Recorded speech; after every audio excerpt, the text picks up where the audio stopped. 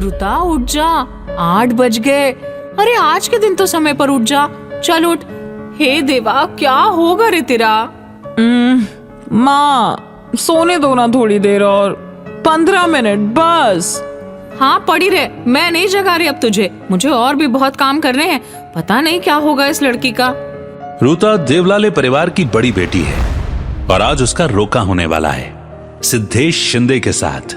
सिद्धेश ऋता के पापा कृष्णचंद्र देवलाले के जिगरी दोस्त विजयकांत शिंदे का बेटा होता है। कृष्णचंद्र और विजयकांत दोनों बहुत अच्छे दोस्त होते हैं। दोनों एक ही कंपनी में काम करते हैं। साथ काम पर जाने और आने के दरमियान दोनों की दोस्ती अच्छी हो गई। हाल ही में विजयकांत का परिवार ऋता की सोसाइटी में आकर रहने लगा। दोनों एक ही सोसाइटी में सामने सामने बिल्डिंग में रहते थे।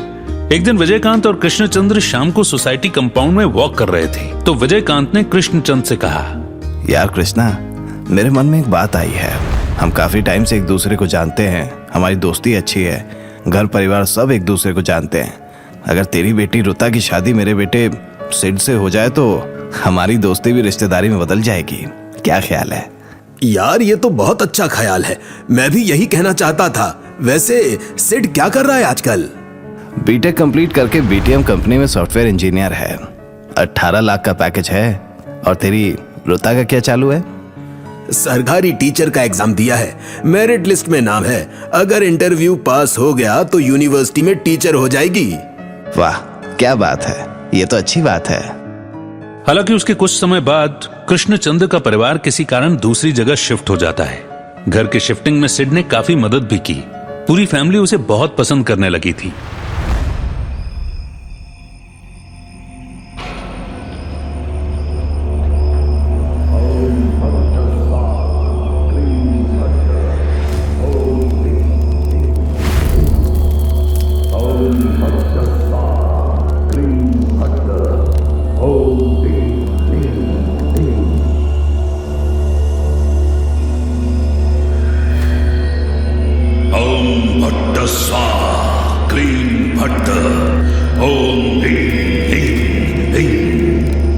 उठ जाओ और हवन कुंड के पास आओ। उठ जाओ।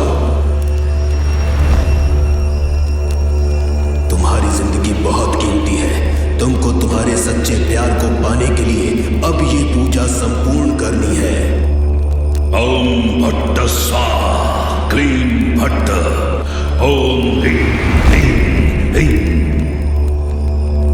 देखो इस हवन कुंड में मिलेगा तुमको वो जो खुद को समर्पित कर दो। जय मां काकोली। देखो इस हवन कुंड में मिलेगा तुमको वो जो खुद को समर्पित कर दो। जय मां काकोली।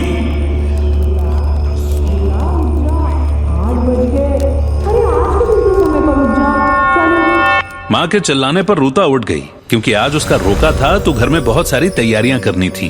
उस दिन किए वादे की पहली नींव आज रखी जाने वाली है। 3 महीने तक शादी के लिए नहीं मानने वाली ऋता ने कल ही अपने परिवार को इस शादी के लिए हाँ की थी। बस फिर क्या था, परिवार वालों की तो कब से हाँ थी।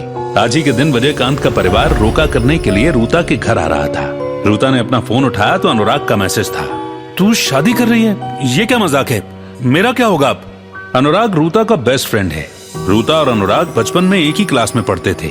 दोनों बहुत अच्छे दोस्त थे। जैसे जैसे दोनों बड़े होते गए ऋता के मन में अनुराग के लिए फीलिंग आने लगी और मन ही मन अनुराग के लिए उसका प्यार कब बढ़ गया उसे कभी पता ही नहीं चला।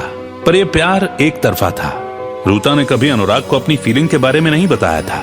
हालांकि अनुराग उससे सारी बातें शेयर करता था, उसकी गर्लफ्रेंड बनने से लेकर ब्रेकअप तक। यहाँ तक कि अनुराग किसी रैंडम लड़की के साथ हुकअप भी करता तो वो भी ऋता को बताता कि आज मैंने पार्टी में उसके साथ सेक्स किया, उसे किस किया।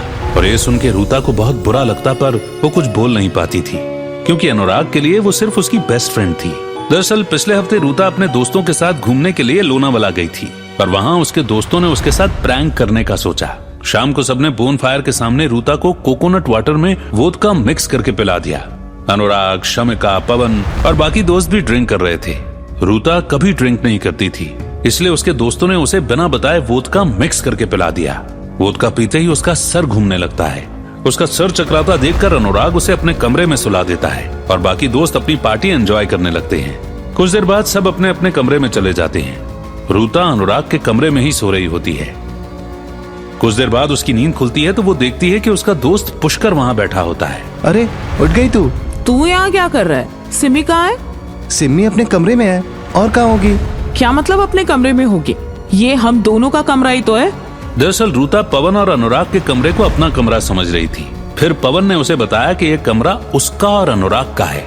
ये सुन के वो उठ के अपने कमरे में जाने लगती है तो पवन उसे रोकता है। अरे रुको, कहाँ जा रही हो तुम?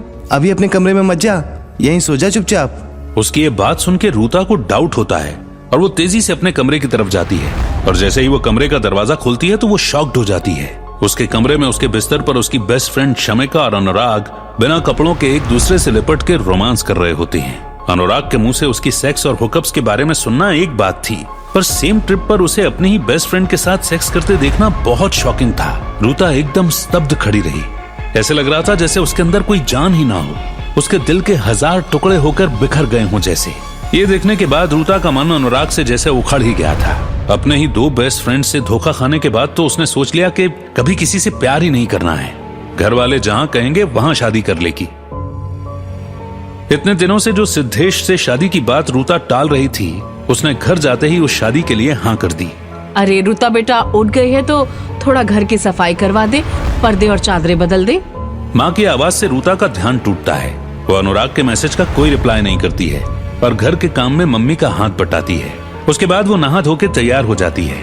तब तक विजयकांत का परिवार भी आ जाता है और उसके बाद रोके की रस्म शुरू होती है।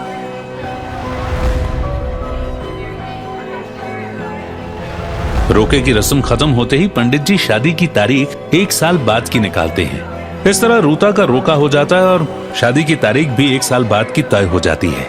लेकिन रूता खुश नहीं थी। भले ही रूता सिद्धेश को और उसके पूरे परिवार को जानती थी, पर उसका पहला प्यार तो अनुराग ही था।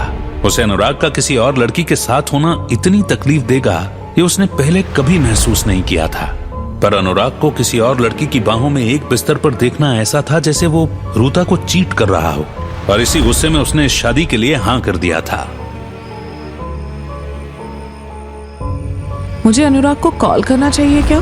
क्या उसे एक बार मुझे मिलना चाहिए? रूता ये सब सोचती हुई अनुराग को कॉल करने ही वाली होती है कि तभी उसे फेसबुक पे अनुराग की फोटो दिखती है जिसमें अनुराग किसी और लड़की के साथ बार में होता है। ये देख के रूता का पूरा खून ही जल जाता है और वो ये तय कर लेती है कि वो आज के बाद अनुराग से न तो बात करेगी और न ही कभी मिलेगी। अब अनुराग से उसका कोई वास्ता नहीं रहेगा। रूता को सुबह सुबह क्यों ऐसा सपना आता है? आगे रूता के साथ क्या होने वाला है? अनुराग रूता से मिलने आ सकता है? जानने के लिए सुनते रहिए एक प्यार अधूरा सा, बस पारवी फ्रीक्वेंसी पर।